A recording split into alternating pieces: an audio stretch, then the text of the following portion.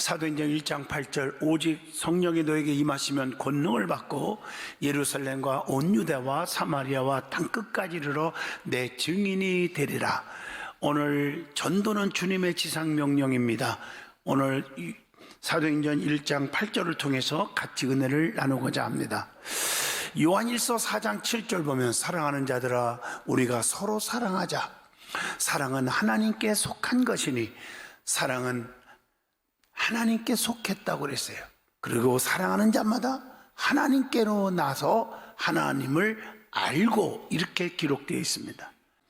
여러분, 하나님을 사랑합니다. 주님을 사랑합니다. 변하지 마세요. 또 주님이 우리를 사랑하는데 정말 인간적으로 엉터리같이 살 때가 얼마나 많습니까? 그럼에도 불구하고 주님은 우리를 너무 사랑해서, 하나님은 우리를 너무 사랑해서 하나님이 세상을 이처럼 사랑하사 이렇게 말했잖아요.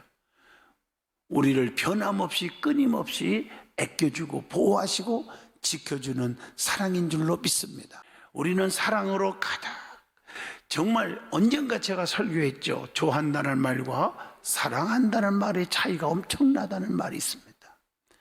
우리 주님은 우리를 좋아하는 것보다 사랑합니다. 그럴 때 우리가 엉터리로 살아도 우리를 버리지 않고 잘 되기를 바라고 끝까지 지켜줘요. 그런데 인간은 사랑이 아니라 좋아하는 관계로 자기 마음에 안 들으면 하루아침에 원수가 되고 비판하고 쑥덕거리고 하나님 버리는 그런 인간들이 얼마나 이 땅에 많습니까? 저와 여러분은 주님 사랑 안에서 사랑의 관계를 이룰 수 있기를 진심으로 축복합니다. 여러분, 주님을 사랑하십니까? 여러분, 계명을 지키는 것이 주님을 사랑하는 거랍니다. 너희가 나를 사랑하느냐? 그러면 내 계명을 지켜라. 내 계명을 지키는 자가 나를 사랑하는 자니라. 요한복음 14장 21절의 말씀을 줍니다. 주님의 명령으로 우리에게 주신 것 중에 가장 중요한 것이 있는데 그게 지상명령인 전도입니다. 주님을 사랑하면 그 명령을 지키는 것입니다. 예수님이 저와 여러분을 위해서 이 땅에 오셨고 죽으셨고 부활하셨고 승천하셨고 앞으로 다시 오실 것입니다. 주님께서 승천하시면서 마지막 부탁한 게 있어요. 마지막 우리에게 명령하신 게 있어요. 마지막 우리에게 약속하신 것이 있습니다. 세 가지입니다. 하나는 요한복음 20장 22절 성령을 받아라. 또 하나는 사도행전 1장 8절 내 증인이 되라. 또 하나는 사도행전 1장 11절 내가 다시 오겠다. 이렇게 말씀을 남기셨습니다. 주님 오실 때까지 우리는 성령 충만 받아서 주님을 자랑하고 전국 복음을 전파하여야 합니다. 그래서 오늘 말씀은 전도는 주님의 지상명령입니다 라는 제목으로 저와 여러분이 큰 은혜를 받고자 합니다. 제일 먼저 우리 주님께서 승천하시면서 마지막 남긴 약속, 명령, 부탁, 이 세 가지 말씀을 설명하고자 합니다. 첫째, 내가 성령을 보내줄 테니 성령을 받아라. 사도행전 1장 4절에 말씀하고 계십니다. 왜 성령을 받으라고 했을까? 성령을 주시는 목적이 있습니다. 그게 요한복음 14장 26절의 말씀이죠. 우리를 거듭나게 하시려고 성령을 주신다는 거예요. 물과 성령으로 거듭나지 아니하면 천국에 갈 수가 없다고 요한복음 3장 5절에 말씀했기 때문입니다. 그래서 사도행전 2장 38절 너희가 회개하여 죄사함을 받으라. 그리하면 성령을 선물로 주리니 이렇게 말씀하고 계십니다. 누구든지 그리스도인이라면은 그리스도의 영이 있어야 돼요. 그리스도의 영이 없으면 그리스도의 사람이 아니니라. 로마서 8장 9절에 말씀했으니 성령 충만하여 진정한 그리스도인인 것입니다. 그리고 증인되게 하시려고 성령을 주신다는 거예요. 그게 오늘 본문 사도행전 1장 8절입니다. 왜 성령을 주십니까? 땅끝까지 이르러 내 증인이 되라. 바른 증인이 되기 위해서 우리는 능력을 받아야 되는 거예요. 누가복음 24장 49절입니다. 성령의 지시를 따라서 전도자로 세운 거예요. 사도행전 13장 2절. 그리고 성령을 통해서 풍성한 열매를 맺게 하시는 거예요. 그래서 성령을 받으라는 거예요. 갈라디아서 5장 22절, 성령의 9가지 열매가 있지 않습니까? 갈라디아서 5장 22절, 23절에 9가지를 또 자세하게 설명하고 있어요. 오직 성령의 열매는 사랑과 희락과 화평과 오래 참음과 자비와 양선과 충성과 온유와 절제라고 했으니 이 같은 것을 금지할 법이 없느니라, 이렇게 기록되어 있습니다. 그리고 성령님의 그 인도함을 따라 살게 되는 거예요. 성령을 받으면. 요한복음 14장 26절. 여러분, 하나님의 인도하심이 없이 우리가 어떻게 살아요? 위험 속에 빠져들어가는 거예요. 그 성령께서 우리를 인도하시고 지켜주고 보호하는 거예요. 이스라엘 백성들을 밤에는 불기둥, 낮에는 구름기둥으로 보호하고 인도하고 지켜주잖아요. 동방박사 세 사람에게 별을 통해서 우리 예수님께 경배하도록 인도해 준 거 아닙니까? 우리는 성령님의 인도하심을 받을 수 있기를 축복합니다. 그리고 성령을 통해서 신비의 체험을 하게 되는 겁니다. 사도행전 10장 10절. 우리 기독교는 신비의 종교요, 체험의 종교입니다. 체험 없이, 신비의 경험이 없이 그냥 맹목적으로 왔다 갔다 하니까 이론적으로 지식적으로는 성경에 대해서 너무 많이 알지 몰라도 가슴에 뜨거움이 없고 그리고 구원의 확신이 없는 거예요. 사도행전 1장 8절 본문 말씀처럼 성령을 받으면 권능이 옵니다. 세상을 이길 수 있는 권능이 옵니다. 모든 질병을 이길 수 있는 권능이 옵니다.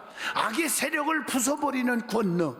그래서 저주마귀, 슬픔마귀, 우리에게 괴롭히는 그런 질병마귀들 다 때려 부술 줄로 믿습니다. 그래서 형통의 축복을 받게 되는 거예요. 그러면 성령을 받아야 뭘 이깁니까? 세상을 이기고 환난도 이기고 핍박도 이기고 유혹도 이기는 것입니다.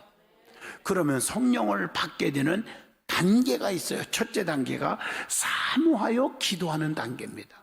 여러분, 사도행전 1장 14절에 마음을 같이하여 오로지 기도에 심섰더라, 이렇게 나와요.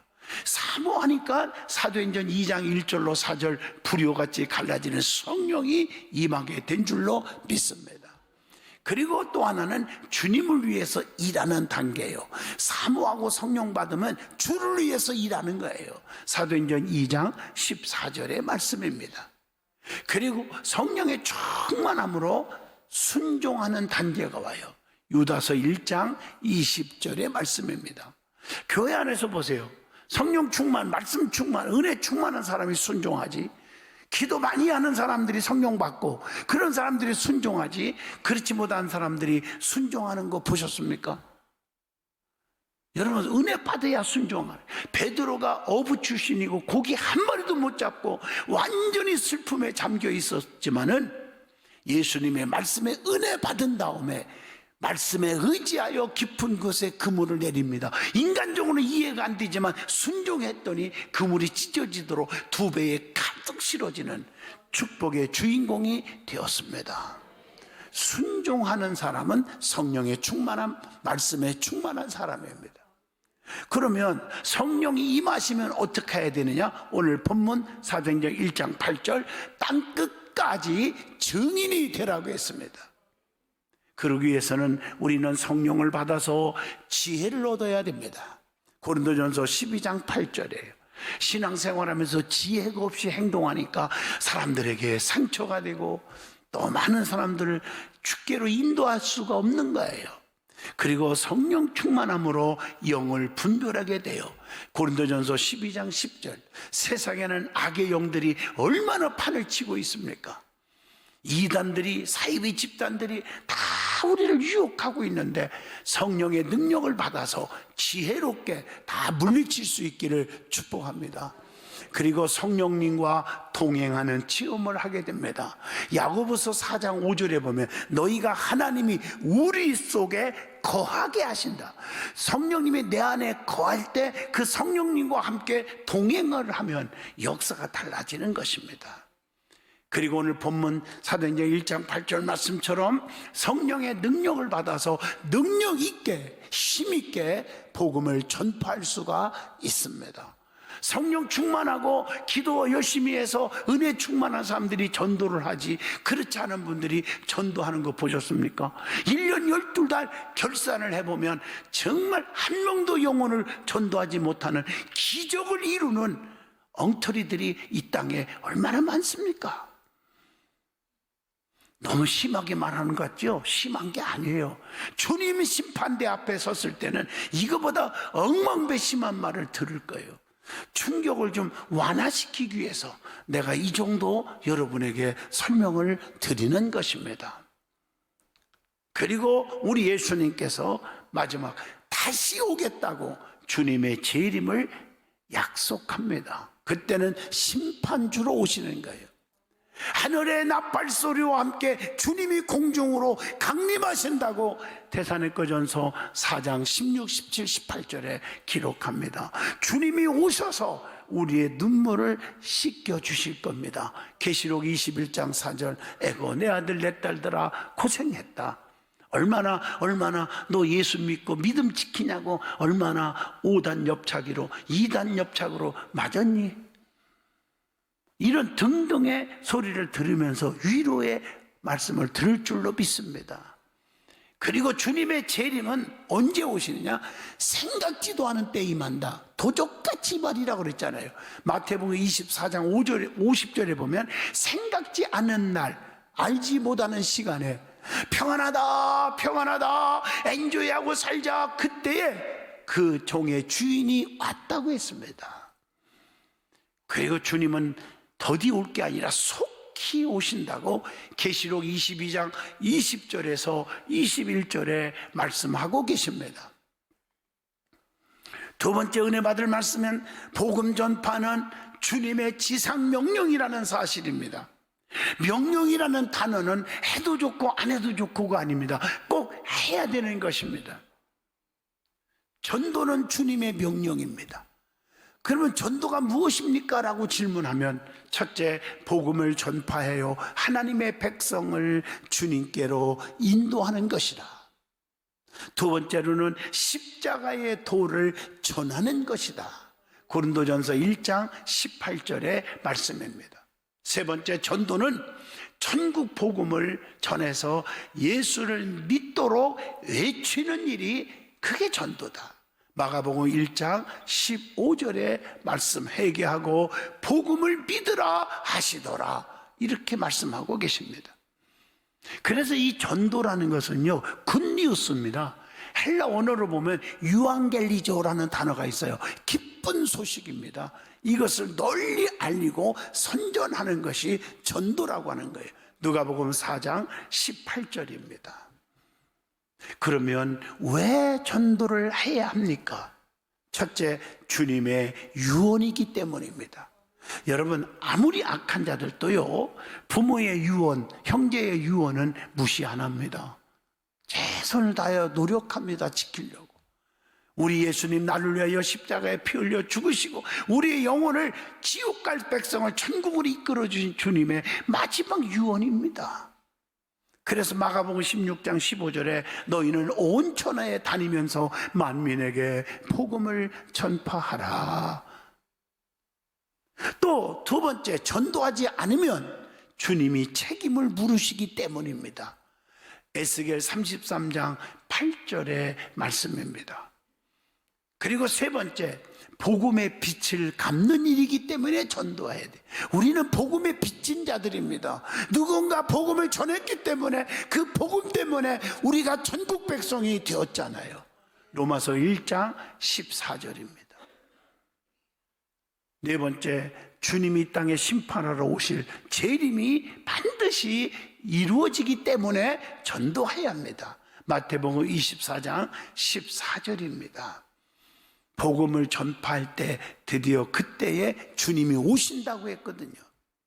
자, 그러면 전도하는 사람이 주의해야 할 사항이 있어요.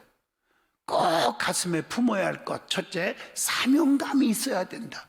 갈라디아서 1장 10절입니다. 하나님만을 기쁘시게 해야 한다는 갈라디아서 1장 10절을 가슴에 새기세요. 그리고 다른 복음을 절대로 전하면 안 됩니다. 다른 복음을 받아서도 안 됩니다. 갈라디아서 1장 8절, 그건 저주를 받을지어다, 이렇게 기록되어 있더라고요. 다른 복음을 전하면. 그래서 이단들이 다 저주를 받게 되어 있다니까요. 마지막에 빠져 들어가서도 안 되고 빠져도 안 되고. 그리고 자기를 전하면 안 돼요. 고린도후서 4장 5절, 너무 전도하는 사람들이 자기 PR을 너무 하려고 그래요. 안 됩니다. 예수님만 자랑해야 돼요. 그래서 복음 전파하면서 두 번째로는 교만하지 않게 해야 한다. 자랑하지 말라는 거예요. 고린도전서 9장 16절이잖아요. 자신을 쳐서 나를 어떻게 하라고요? 겸손하게, 복종케 하고 겸손해야 된다고 고린도전서 9장 27절에 말씀합니다. 그리고 투기와 분쟁으로 복음을 전하면 절대 안 된다고 빌립보 1장 15절로 17절에 말씀합니다. 그리고 이용할 목적으로 전하면 안 됩니다. 복음을 전할 때 상술적으로 복음을 전하지 말라는 거예요. 그리고 세상의 지혜를 전하면 안 돼요. 인간의 지혜를 가지고는 안 돼요. 하나님 주신 지혜를 가져야지. 십자가에 못 박힌 그리스도만을 전하는 거예요. 고린도전서 1장 22절로 23절입니다. 세상의 말과 세상의 지혜로 하려고 하지 말고 하나님이 위에서부터 주는 능력으로 전하시기를 바랍니다. 고린도전서 2장 4절로 5절입니다. 어떤 분은요, 하나님 앞에 기도하는데 막 감사합니다, 하나님 감사합니다, 그 기도를 하더라고요. 어떤 부인이요. 그 이상하다. 나중에 알고 봤더니 그 남편이 지금요 병원에서 중환자실에서 허덕이다가 이제 겨우 깨어나가지고 병실로 이렇게 옮겼는데, 이 부인이 감사합니다 감사합니다. 뭐가 감사냐니까, 그렇게 교회를 핍박하고 예수를 핍박하고 안 믿는 남편이 그 아픔 속에서요 진짜 하나님 앞에 기도해봐, 기도해줘, 뭐 이러더라는 거예요. 하나님을 찾았다는 거예요. 이제는 원이 없다는 거예요.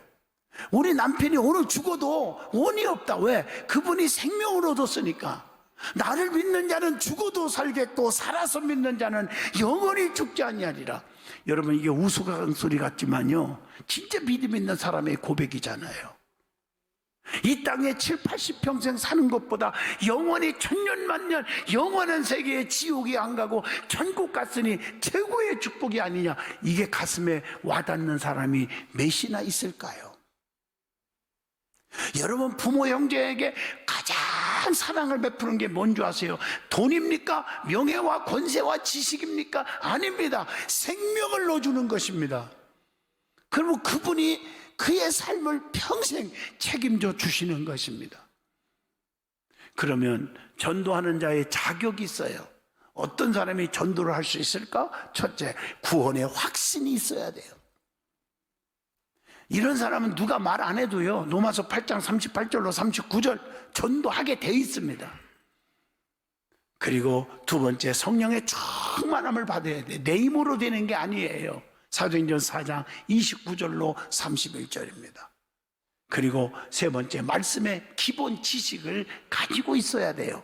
요한복음 5장 39절, 너희가 성경에서 영생을 얻은 줄을 생각하고 성경을 상고하거니와 이 성경이 곧 내게 대하여 증거하는 것이로다, 이렇게 말하고 있습니다. 그러면 누구에게 전도를 해야 될까? 대상이 있어요. 첫째, 만민에게 복음을 전파하라. 마가복음 16장 15절입니다. 죄로 영원히 죽어가는 죽은 자들에게 복음을 전파하라는 거예요. 에베소 2장 1절입니다. 또 가난한 자와 병든 자에게도 복음을 전하라. 누가복음 4장 18절입니다. 수고하고 무거운 짐는 자들아 다 내게로 오라. 내가 너희를 쉬게 하리라. 마태복음 11장 28절. 이런 자들에게 복음을 전하는 거예요. 그래서 기쁨과 평안이 없는 자들에게 전파하라고. 요한복음 14장 27절. 왜? 주님이 주시는 평안은 세상에 주는 것과 같지 아니하다고 말씀했기 때문입니다. 그러면 전도하는 사람의 자세가 어떤 자세로 해야 되느냐? 첫째, 확실한 구원의 체험의 자세를 가져야 됩니다. 요한일서 5장 11절로 12절입니다. 전하지 않고는 견딜 수 없는 그런 간절한 마음의 자세를 가져야 전도의 열매가 맺어지는 거예요. 에레미야 20장 9절입니다. 그리고 항상 겸손한 마음의 자세를 가져야 합니다. 여러분, 사람을 이기려 들지 말라 하는 말이 있어요. 이겨서 얻는 건 원망이요, 이별이요, 애로움밖에 없습니다. 우정을 이기려 들지 말라는 말이 있어요. 이겨서 듣는 건 뭐예요? 냉소, 불신, 허무함밖에 없다는 겁니다. 세상을 이기려고 하지 말아라.